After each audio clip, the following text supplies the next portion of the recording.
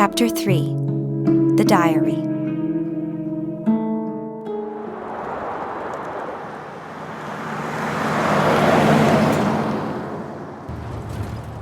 The day was damper and mistier than any other day Virginia had seen so far in the mountains. The clouds were gray, and the air was chilly with a light breeze. Alone, without her uncle, she drove the old Bronco down the final street before coming to Mason High. "Turn right. The destination is on your right," said the GPS on her phone. Holding the steering wheel tightly in her left hand and the stick and phone in the other, she fidgeted with the clutch and the gas, trying to familiarize herself with the proper transitioning of each pedal after shifting gears. Directly ahead of her, on the right, was Mason High. Fear sank into her. "Okay, you've got this. Don't let anyone stop you. Don't look at anyone. Just shift gears and transition like how you've been doing." Not a moment after she finished speaking to herself came the time of trial. She slowed down and slowly made a right turn into the student parking lot. "Turn right," said the GPS, "and the destination is on your right." She saw the clock tower to her left in the distance and the old high school to her right. Then, shaking her head, she tightened her lips and breathed deeply through her nose, giving all her attention to what was in front of her. In jerky stops and goes, she slowly drove the old Ford Bronco around the lot. Despite her brief encouragement, she had not fully mastered the transition of the clutch and gas as she had tried to convince herself. By giving it little gas and pulling off the clutch too soon, she drew the unwanted attention of her new peers, especially the preppy kids, by continuously stalling and restarting the old truck. The engine would die, and they would stare at her, laughing each time she restarted her vehicle. Virginia saw them leaning against their sports cars, laughing at her. "They're looking at me. They're laughing at me." Virginia pulled her hood over her head, veiling her face from the humored crowd. However, they did not desire to be unrecognized. Several teenage boys from the crowd, who appeared to be on the wrestling or football team by their Letterman jackets, ran out in front of her. Virginia jumped at their stunt and pulled her foot off the clutch, stalling the engine again. She gripped the steering wheel tightly, trying to recover from the shock. Once she regained focus, she saw the guys surrounding her car waving their hands as if to direct an aircraft on its runway. Being forced to take their escort, she followed them through the parking lot. After a brief time being led through lane after lane, she finally found where they were leading her, the back of the parking lot. Her crew left her to find her own way, and with faces flushed red with laughter, they ran back to their crowd. Virginia felt like crying. She tightened her lips firmly, pulled her hood further over her face, and forced herself to continue driving. Many spots were open in the back. Only 3 other cars were parked back in the entire lane. Virginia's clunker made it 4.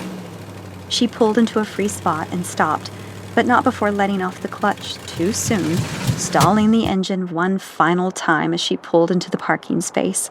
She squeezed her eyes shut and clenched her jaw even tighter, trying to hold in her frustration. "Arrived," said her GPS. She pulled the keys out of the ignition, put the emergency brake on, grabbed her backpack from the passenger seat, placed her phone inside of it, and got out of the truck. Can it get worse? The damp air met Virginia as she stepped out of her vehicle. A light, chilly breeze swept across her face. She zipped up her hoodie, closed the door of her truck, and walked towards the main entrance of her new school. The closer she got to the building, the more she could hear the laughter of the group of guys and girls from before, standing a few parking spaces away. She lowered her head and looked away, hoping that her hood would shield her face from their attentive gaze. However, it would not do anything to silence their voices. "Hey," called one of the guys. "Nice truck. What junkyard did you find it at?" Virginia threw her arms through the straps of her backpack and held onto them with her thumbs. Lowering her head and looking away, she kept walking. She approached the front entrance of the school building. After walking up its steps, she pushed open the double doors and entered her new environment. The halls were swarming with a sea of unfamiliar faces. Not one of them did she know as a friend, and no one knew her as a friend. She looked to the left and the right, trying to remember where her new locker was located. Following her hazy memories, she turned to the right and started walking.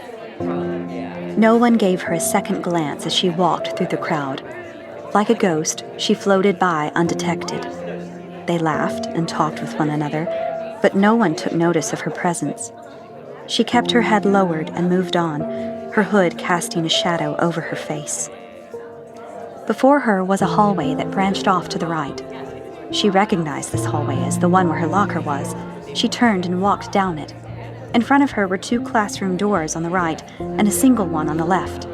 Further down at the end of the hallway were 2 glass double doors with a blurry light shining through due to the morning dew and mist. She remembered her locker was on the left side of the hallway, just past the classroom door. With all her effort, she pushed through the crowd, attempting to reach the other side of the hallway.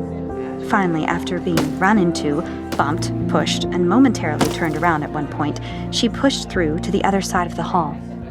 Looking up at the locker numbers, she saw hers, 23. She also noticed a tall guy leaning his left shoulder against it with his back facing her while talking to his friend. "Excuse me?" inquired Virginia. The tall, talkative guy continued his conversation, completely ignoring Virginia. "Excuse me," she tried again. "I need to..." She was interrupted by the sound of the warning bell. The tall guy leaned down, picked up his backpack, and took off to his first class, as did his friend. Within seconds, the busy, crowded hallway was vacant and quiet. Virginia was unsure if she felt more alone with or without the large crowd surrounding her. However, she was not left alone. Several lockers down stood a guy still browsing through his locker. Virginia stared at him for a minute but could not see him entirely, as his open locker door blocked his face. She turned back to her locker and attempted to crack into it. With a twist and a turn this way and that, she attempted to open the door, but nothing gave for her. She tried again, but after another careful try, the mechanics refused to submit. Frustrated, she slammed her fist into the locker. "Everything okay?" came a voice from down the hall.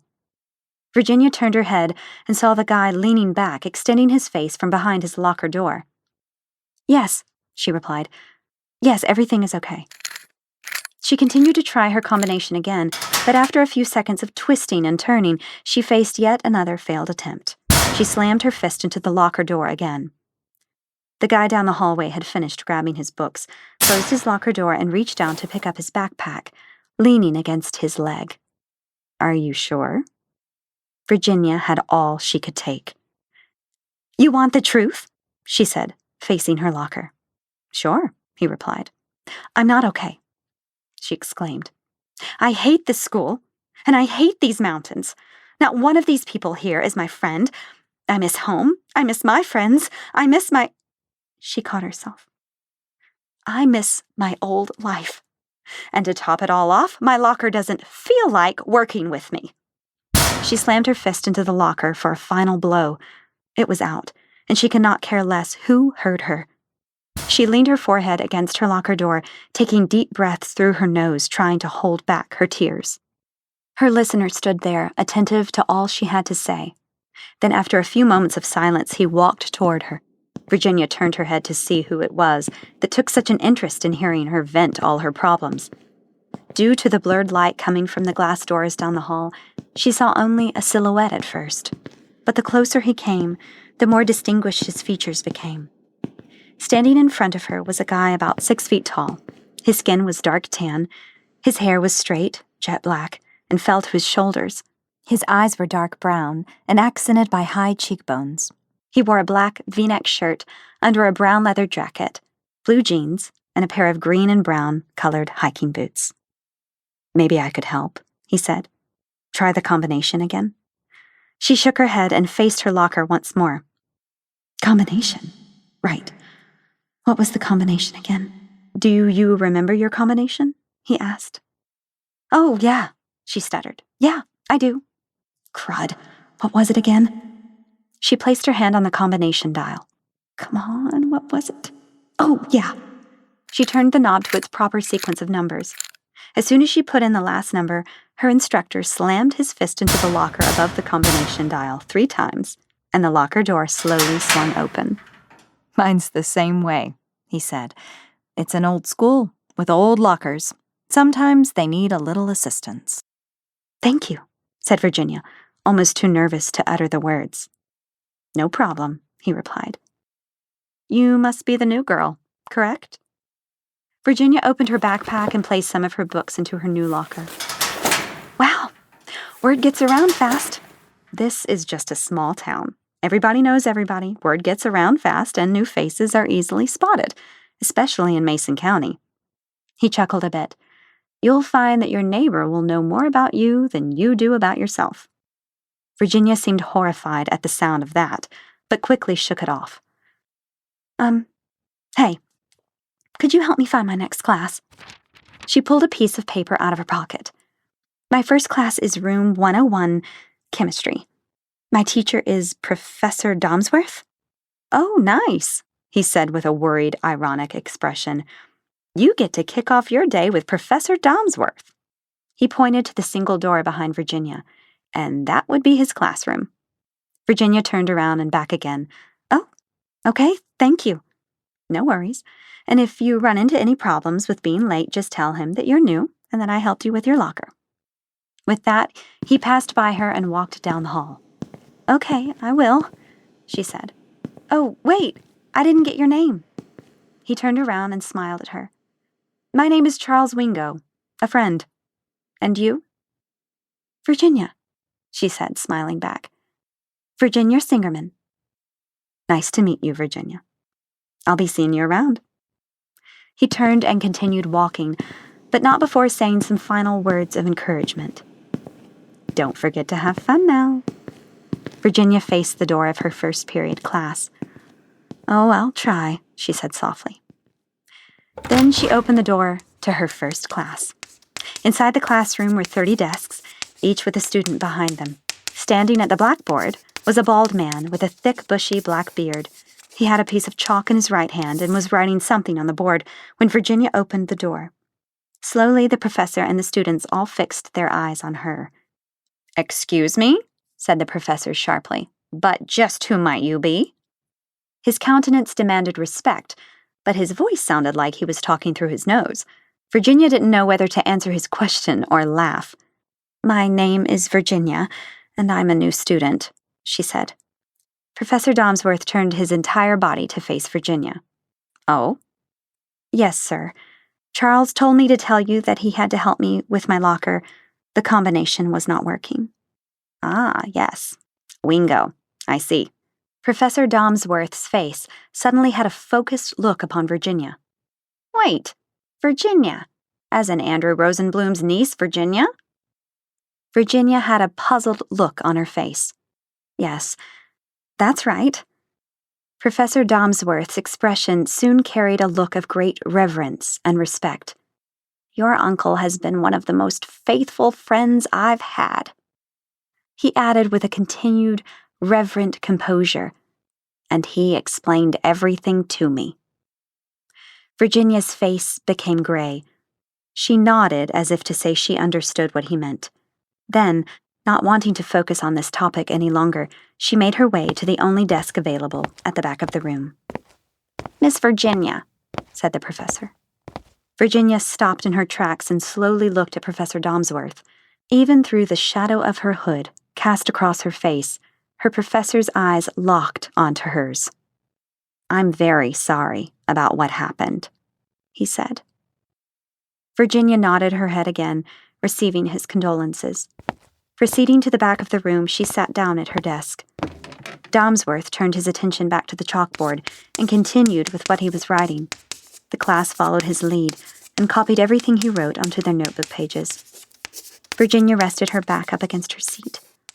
A lot had transpired this morning with the episode of her driving her truck through the school parking lot, being mocked by her peers, and fighting through the crowded hallway, not to mention the unanticipated respect that her chemistry teacher gave her. But even with this morning's drama, only one person came to her mind more than any other. The more she thought of him, the more she began to smile, which neither the isolation of the back of the room nor the shadowing of her hood could hide. She took out her pencil and pretended to write like the rest of the class. But only one word was found inscribed on her paper: Charles.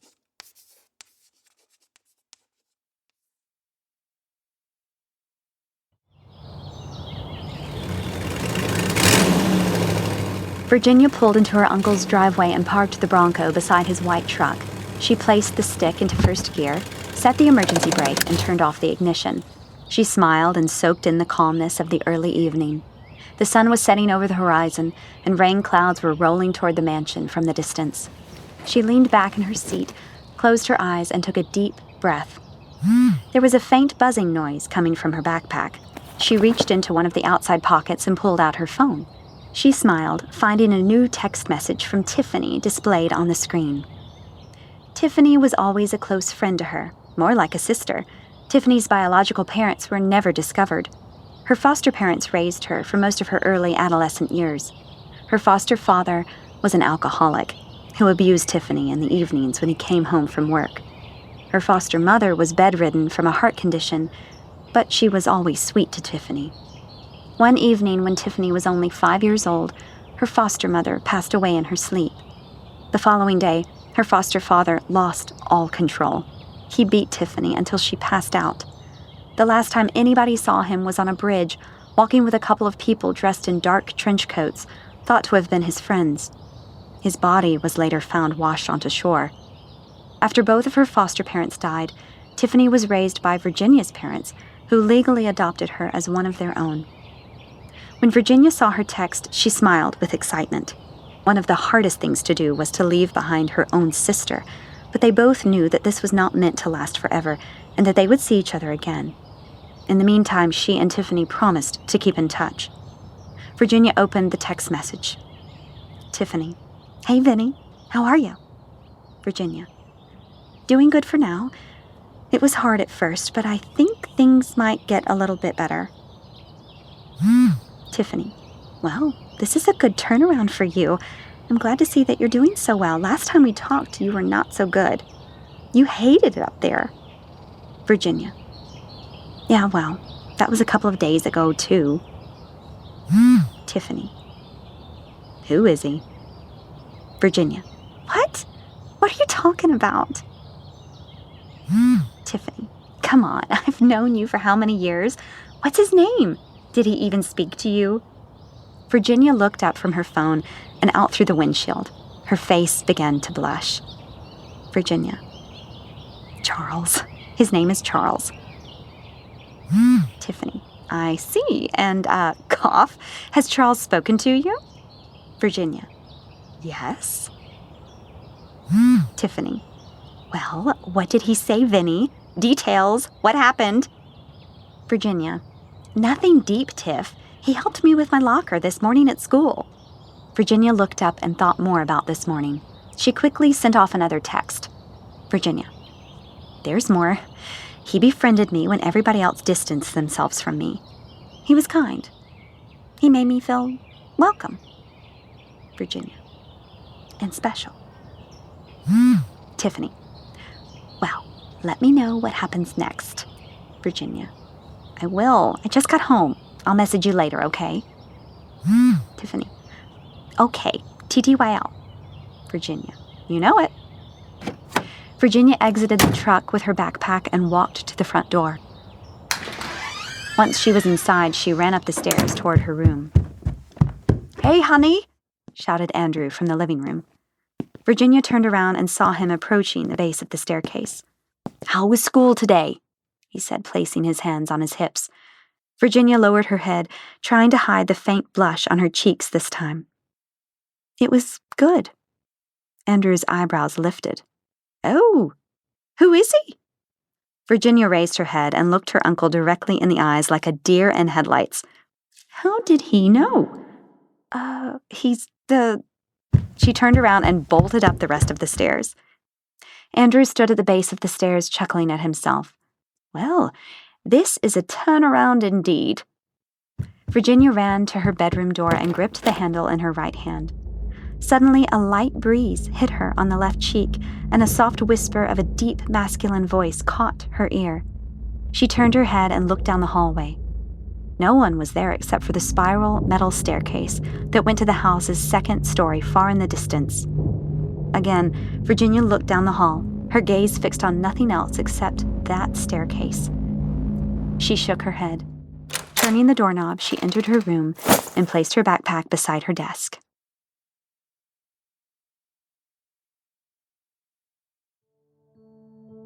This is so pointless. When am I ever going to use algebra in real life anyway? Like a studious monk, Virginia had been sitting at her desk for the past hour and a half. Her head rested in one of her hands, while she stared aimlessly at her algebra textbook, gnawing on the pencil in her other hand. She had 22 problems to have completed by tomorrow, and so far, she has completed 3. Oh, I hate this. She plopped back in her chair. Her pencil fell out of her hand and rolled under the desk. Perfect. She pushed the chair back, got down on her hands and knees, and crawled underneath her desk, trying to spot her pencil by the early evening light of day. She found it at the far back, rolled up against the wall. There you are. She picked it up and raised her head. Ow! She piped as she hit her head on the desk above her. She looked up in disgust at the upper surface of her desk. She squinted her eyes. What's that? There was a faint ink writing of some numbers and letters underneath the top layer of her desk.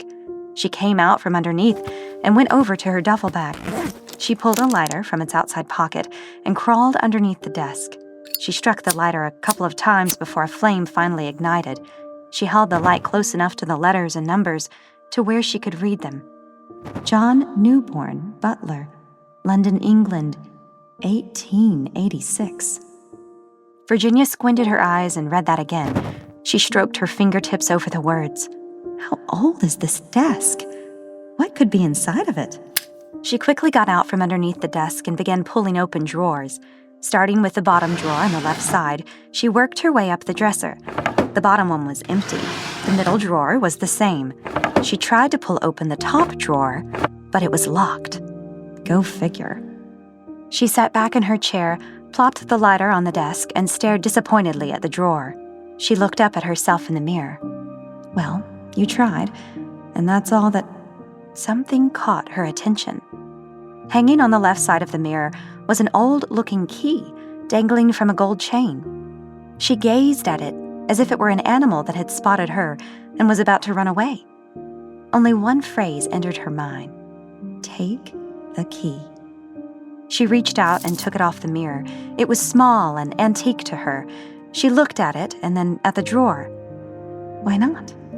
She placed the key inside the locked drawer and gave it a full turn clockwise. Virginia pulled the drawer open. Inside it were multiple candles and a golden menorah. She took the menorah and looked it over.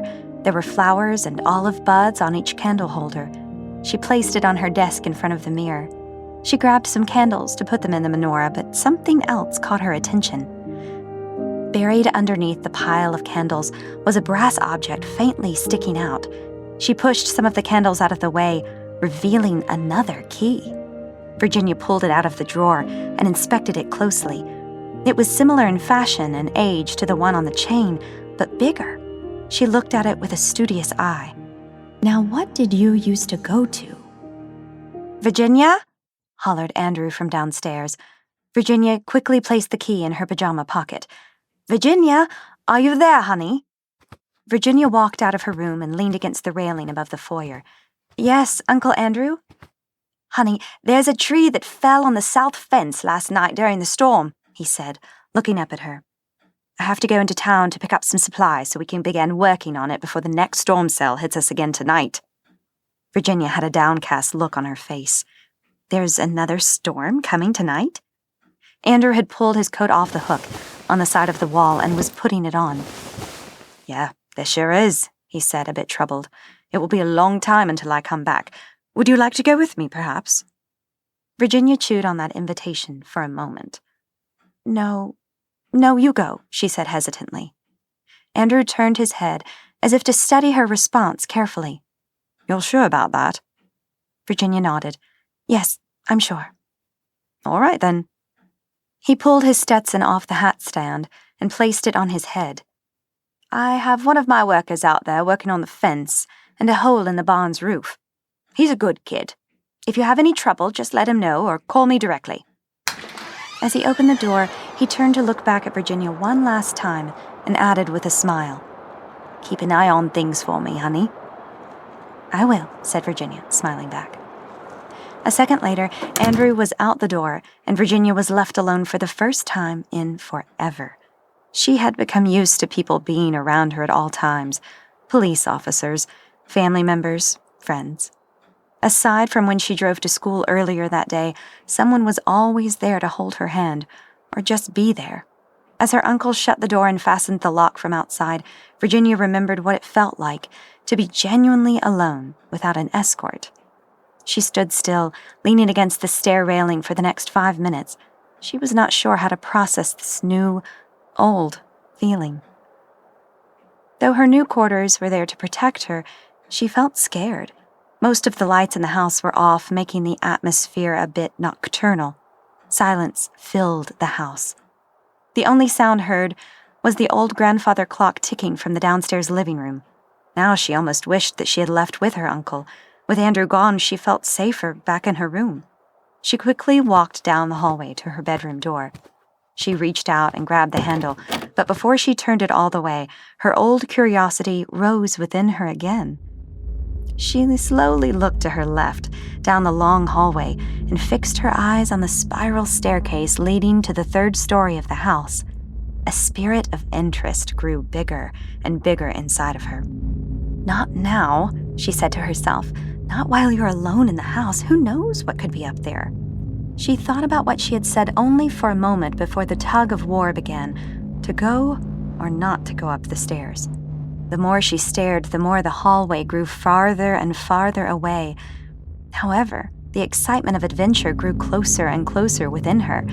Her breathing began to speed up, as it always did when she knew she was about to do something more daring than she had ever dreamed. She closed her eyes and forced herself to yank her hand away from the bedroom doorknob. Clenching her fist down by her sides, she tightened her eyes and shook off the complacency and fear. As she opened her eyes, a determination was seen in her soul. She pushed aside second thoughts for a final time and began walking down the long hallway, which was not as long as she thought it was. In fact, it was not nearly as scary as she had made it out to be. She reached the staircase and did not stop to think about turning back. Without stopping her pace, she walked up the stairs. It was only when her head reached the opening and leveled with the upstairs floor that she realized what she had done. Coming to a sudden halt halfway up the stairs, she cautiously raised her head through the opening in the floor. Looking around the new story of the house, she noticed that this new floor looked much like the one below. The only difference was that this floor had a porch running outside the hallway to the right, and 3 bedroom doors ran along the left side of the hallway. No more than 15 feet from the last bedroom door, the hallway turned left and continued out of sight, the porch outside curving with it. Virginia walked up the final few steps. She wanted to stay and see what was in the rooms before her, but seeing as though they were possibly no different than the 4 bedrooms before, she continued up the spiral staircase. Of course, the flight of stairs was mathematically the exact distance between floors as the last walk, but this one seemed to feel a bit longer to Virginia. The farther she ascended, the dimmer the lighting became. The atmosphere presented a somewhat lonesome look. Yet no matter how uninviting the journey appeared, the young girl refused to turn back now. She came to her last stair and stepped off onto a wooden floor that was decades older in appearance than any other architecture of the house.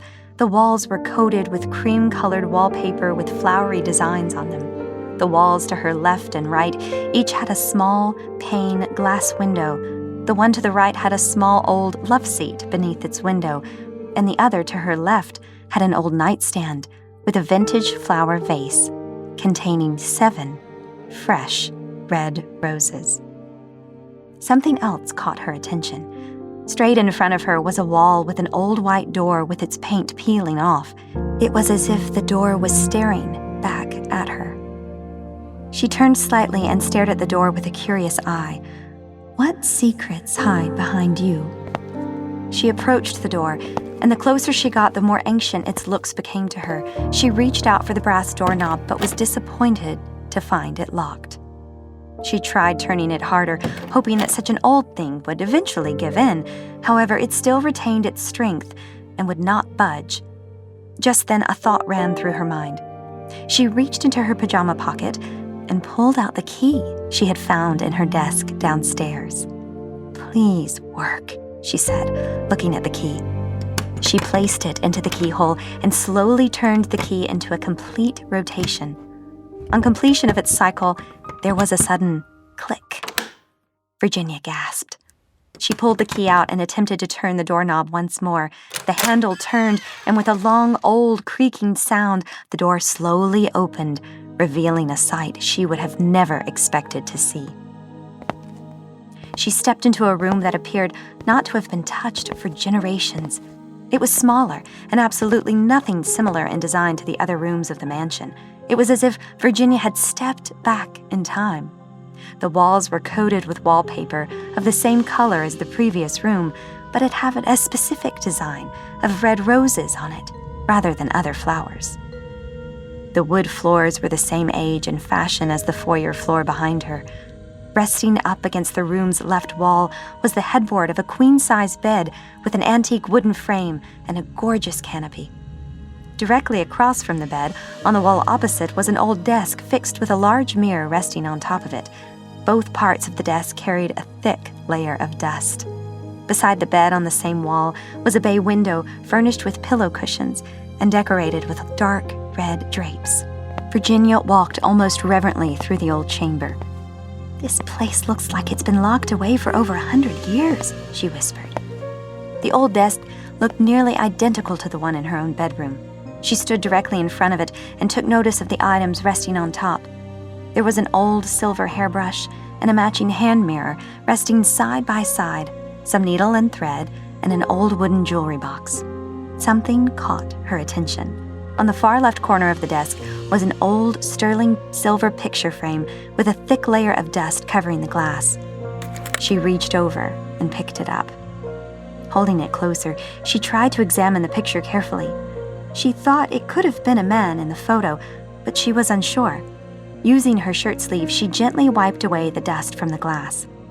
Looking at the picture again, Virginia saw a man who looked very rich, judging by his finely designed suit and strong, upright posture. Deducing by his features, high cheekbones, long, jet-black hair, and a darker skin tone, this man was a Native American Indian. "Now, I wish I knew who you were," she said. As she placed the picture down, she became interested in what she might find hidden in the desk drawers. There were only 3 large ones. She squatted down and started with the bottom drawer. Opening it, she only found an empty drawer occupied by cobwebs and more dust. She tried the middle one, but it contained only the same hidden treasures as the one below. She attempted to open the last drawer, hoping to find a new historical gem, but to her disappointment, it was locked. She tugged and tugged, but the old drawer was just as strong as the bedroom door. She pulled out her key once more to see if it would fit, but it was too big. Left with another dead end with unanswered questions, she stood back up and looked at the contents of the desk again. The needle and thread were unimportant to her since she had no interest in sewing. She turned to the silver mirror and hairbrush. She picked up the old mirror, which had been laid face down, and held it up to look herself over. It was the first time she had seen her reflection not look sad. She quickly turned the glass side over and observed the back of the mirror. It had a beautiful design of a single rose in the center with leaves and thorny vines encompassing the frame's borders. She looked at it closer, discovering a name engraved below the rose under a layer of dust. She took her long sleeve and wiped it clean. The name was faintly etched in, but after a long time of trying to make out what it said, she finally read it as Rose Anne-Marie Cohen. Wait a minute. Rose Cohen and Burning Eagle. She looked at the photo and glanced back at the name on the mirror. It was true, then? She looked around the room with a new eye. Could this room have belonged to Rose Cohen? She carefully placed the mirror back down in its place. She reached over to the jewelry box. After lifting its lid very slowly, she found it void of any jewels. However, there was something that did catch her attention. Resting at the very bottom of the box, right in its center, was a single small key. She reached in, picked it up, and studied it closely. It looked similar in design to the old one in her pocket, except that it was about half its size. Suddenly, a thought ran through her mind, and she glanced at the top drawer again. Instantly, she took the key and placed it inside the keyhole of the drawer. Slowly, she turned the key a complete turn. Just like her drawer downstairs, there was a sudden click upon completing its cycle. Virginia took a deep breath and slowly opened the drawer. Her eyes opened wide. Lying in the bottom of the lone drawer, surrounded by cobwebs and covered in dust, rested a small letter on top of a diary. She reached in and carefully pulled the letter and the diary out. The diary was bound with a leather cover with a long strand of red ribbon wrapped tightly around it, holding it closed. Inside of it were more letters, crudely tucked between its pages. A name in gold lettering was impressed in the bottom left corner: Rose Anne-Marie Cohen. She looked at the letter in her other hand. It was just as aged as the diary's pages. There was no address written on the front of it, nor a name, but there was a small phrase written in Spencerian penmanship: "To the finder of this letter." Sealing the letter in the back was a red monogram seal containing the letter C. Suddenly, there was a mighty clap of thunder outside. Virginia jumped with shock and almost dropped the things in her hands. She looked out the bedroom window and saw that the lightning storm her uncle had warned her about was already there. There was another clap of thunder, even more aggressive than before. Virginia became very uneasy about her location in the house. She quickly closed the top drawer and locked it back. After placing the key inside the jewelry box and closing its lid, she ran outside the room. Closing the door behind her, she locked it shut, leaving it as before. There was another outburst of thunder, and Virginia knew that the storm was moving faster and closer than she expected. She darted for the spiral staircase and quickly went down, skipping a step or two all the way. She passed the third story of the house and made it to the second story right before another blast of thunder shook the house. The remaining lights that were left on began to flutter. Virginia ran down the hallway to her bedroom. She threw her door open and rapidly closed it behind her. Resting her back up against the door, she took deep breaths to calm herself down. Soon, she became more at peace and alert. Another clap of thunder shook the house and made the lights in her bedroom flicker on and off a few times. She sat in front of her desk and placed the diary and letter on top. She opened her top drawer, pulled out a few candlesticks, and fastened them in the last of the empty slots of the menorah on her desk.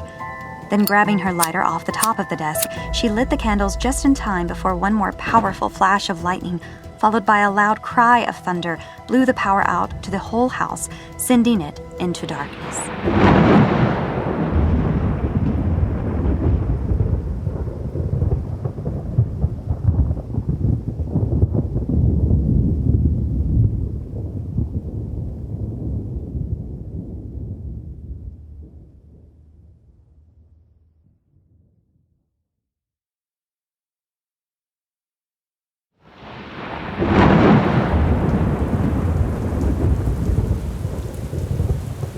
The only light remaining was from the candles on Virginia's desk, which brought out her beauty in the reflection of her desk mirror.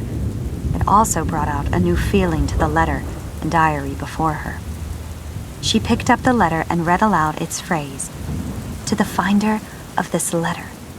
She turned the letter over and saw that the seal on the back had not been broken. "I guess this would be addressed to me, then, perhaps," she said unsurely. With steady hands, she broke the seal in the envelope and pulled out an old, folded-up letter. It was not until after carefully unfolding it that Virginia realized how fragile this parchment was. The script was written with a fountain pen, and its font was scratchy, as if it was written in haste. Taking in the moment, she read the letter. November 3rd, 1886. To the finder of this letter, my most sincere apologies for the lack of detail and crude, abstract sketch of my pen, but I am rushed to write this letter at the last minute, as I am about to depart to my home country, England. Inside the drawer with this letter should have been a diary. Oh, so much has happened, and there was so little time to tell you all of it.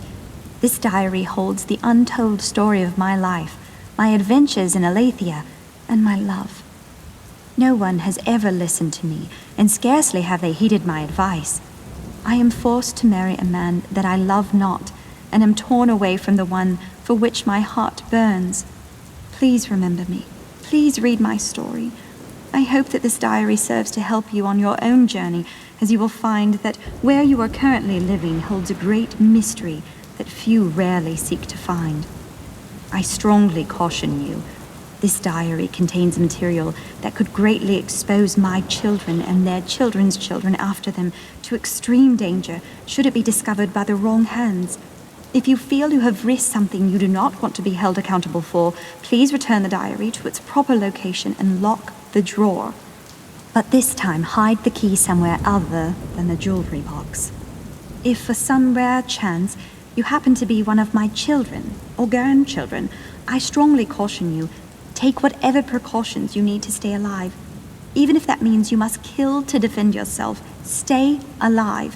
You have no idea who you are and what you are worth. Seek the wise counsel of King El-Yamin and those of him, for he is on your side. Always protect yourself at all times. I know not what year you were born, nor do I know how soon this letter might be discovered. Just remember what I have said and take it to heart. I must be going. My mother has been calling for me. Do take care, and again, do not forget what I have said. Sincerely, Rose Anne-Marie Cohen. Another flash of lightning from outside illuminated Virginia's room as she finished the letter. The scribbled calligraphy stuck out to her like a cry from the past that was still fresh and new. Unbelievable, she said. She was real. She gently set the letter and its envelope on her desk and focused on the diary. And this is her diary? She questioned. It was an old relic by now, yet the leather was not dry-rotted. It was stuffed with letters and other pages that were not its own. The little thing looked like it was about to explode with extra pages wedged in it. Its red ribbon remained securely fastened, tied in a bow on the front of the book. Virginia reached out her hands and untied it. Another flash of lightning and a mighty cry of thunder sounded in the background, but she was too distracted to bother with the worries or cares of the thunderstorm. With steady hands, she slowly opened the book to the first page.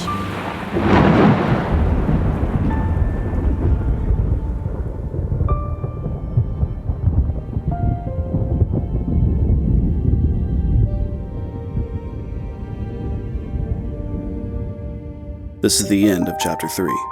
Tune in next Thursday for Chapter 4. If you'd like to listen to the next chapter ad-free ahead of everyone else, then subscribe to Early Access and tune in on Sunday. If you like what you heard, please like and subscribe and share with your friends and family. It really helps the show. We're available on Spotify, Apple Podcasts, and all major podcasting platforms. What Shines with the Dawn was written and created by C. Taylor Eason. Copyright Christian Taylor Eason, 2024.